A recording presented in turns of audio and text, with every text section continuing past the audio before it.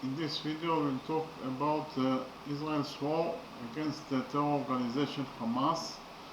The war is called Iron Swords, and actually it is a war of the state of Israel against the terrorist organization Hamas and its government, as well as against the other terrorist organizations in the Gaza Strip, which launched a wide surprise attack on military and civilian targets in Israel, and in particular in the settlements of the western Negev on Saturday, October 7th, 2023. And besides the focus of the war in the Gaza Strip, the war has other fronts in Israel's borders with Lebanon and Syria, in Judea and Samaria, in the Red Sea, and against Iran. The war has ignited a lively global discourse, demonstrations of support and protest, and an unprecedented wave of anti-Semitism worldwide and in the West in particular.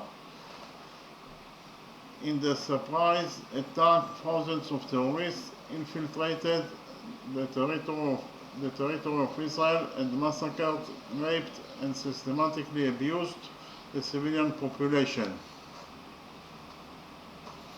Some of the citizens in the communities that were attacked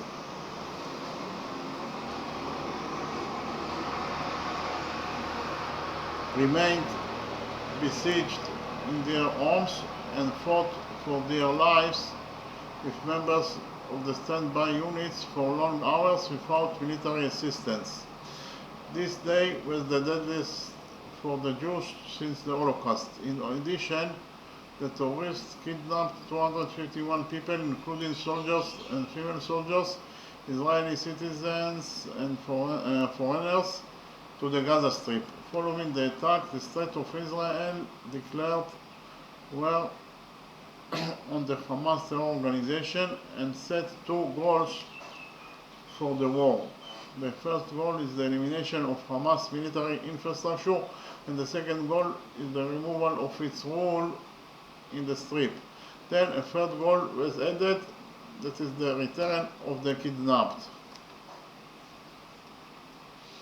The IDF mobilized over 360,000 soldiers into the reserves, the largest reserve mobilization in the country's history, and thousands of civilian vehicles.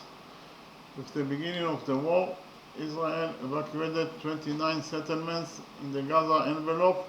Residents of 22 settlements in northern Israel received a recommendation from the authorities to evacuate, following fears that an organization, Hezbollah terrorism, will also intensify its attacks. Israel has evacuated approximately 80,000 residents from settlements 2 kilometers from Israel-Lebanon border, and they remain deserted, except for IDF soldiers and standby units.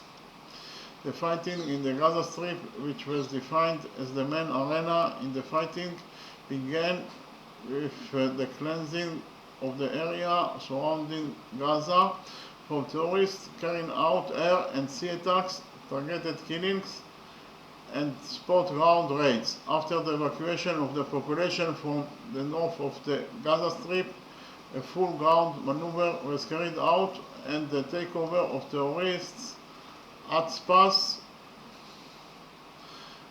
and after a short lull in the fighting, at the same time as the hostage deal was discussed, a ground maneuver was also carried out in the south of the Gaza Strip and in its center, and the areas that were occupied were cleared of terrorists. After that, combat was characterized by intelligence-based raids. The fighting included the destruction of many terrorist infrastructures, including terrorist tunnels and underground routes, tunnel shafts, underground rocket launchers, military depots, outposts, headquarters, training camps, and buildings used for combat. Also, 7 hostages were rescued alive, as well as bodies of abductees who were hidden on a leash. The fighting on the northern front takes place between Israel and the Islamist Shiite terrorist organization Hezbollah and other terrorist organizations on the Israel-Lebanon border and the Israel-Syria border. On the second day of the war, Hezbollah launched guided rockets and artillery shells at IDF positions in Ardor and Chavat Shiva, and Israel responded with drone strikes and artillery fire. Exchanges of fire, which also included anti-tank missiles and airstrikes, continued throughout the war. Hezbollah ranges the abandoned settlements on a daily basis by firing precision weapons against tanks, causing the systematic destruction of houses, and damage and losses were caused to IDF bases. The IDF responded with targeted killings of terrorists in Lebanon, attacking terrorist bases, as well as an air attack of anti-tank launcher squads before firing. About 94,000 residents of South Lebanon were evacuated from their homes, and much destruction was caused to settlements and agriculture in South Lebanon. In response to the killing of 12 children by Hezbollah rocket in Majdan Shams, the IDF killed Fuad Shakur, the commander of Hezbollah's military wing and a key figure in the organization. In the Judea and Samaria arena, Palestinian terrorist organizations, especially Hamas, increased their efforts to initiate terrorist attacks and cause public unrest against the background of the events of the war. The IDF forces worked extensively to eradicate and thwart the terrorist infrastructure throughout Judea and Samaria. The Houthis, a Shia terrorist organization that controls northern Yemen and is supported and financed by Iran and serves as their proxy in their wars in the region, attacked Israel with ballistic missiles, cruise missiles, and unmanned aerial vehicles in order to interfere with its war in Gaza. After US Navy ships and air defense systems and Israeli Air Force aircraft intercepted the missiles and UAVs, the Houthis imposed a naval blockade on merchant ships sailing to Israeli ports. US Navy ships operated in the Red Sea as a strategic deterrent and later attacked together with other allies Houthi bases in Yemen. In Operation Long Arms, IDF warplanes attacked Houthi military targets in western Yemen, refinery facilities, fuel tanks, power plants, and warehouses for drones and missiles. Iran is involved in the war through weapons, financing, training, coordination, and political influence on all the forces attacking Israel, including Hamas and the Islamic Jihad in Gaza, Hezbollah in Lebanon, the Houthis in Yemen, militias in Iraq, and other terrorist and proxy organizations. Also, Iran is coordinating political moves with other countries that support Hamas, such as Syria and Turkey. Israel carried out an airstrike on the building of the Iranian consulate in Damascus and succeeded in assassinating Muhammad Reza Zaidi, commander of the Quds force in Syria and Lebanon, and a senior member of the Islamic Revolutionary Guard Corps. In response, Iran attacked Israel directly for the first time in its history and was very successfully restrained thanks to international military cooperation. Israel responded by attacking military facilities of the Revolutionary Guards in Isfahan and Natanz.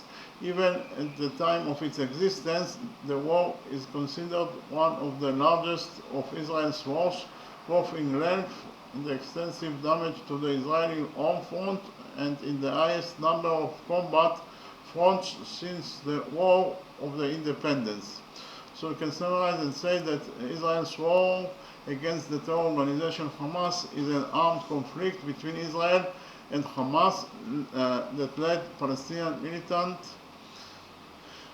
groups and has been taking place in the Gaza Strip and Israel since October 7, 2023. It is the fifth war of the Gaza-Israel conflict since 2008. It has been the deadliest for Palestinians in the entire Israeli-Palestinian conflict and the most significant military engagement in the region since the Yom Kippur War.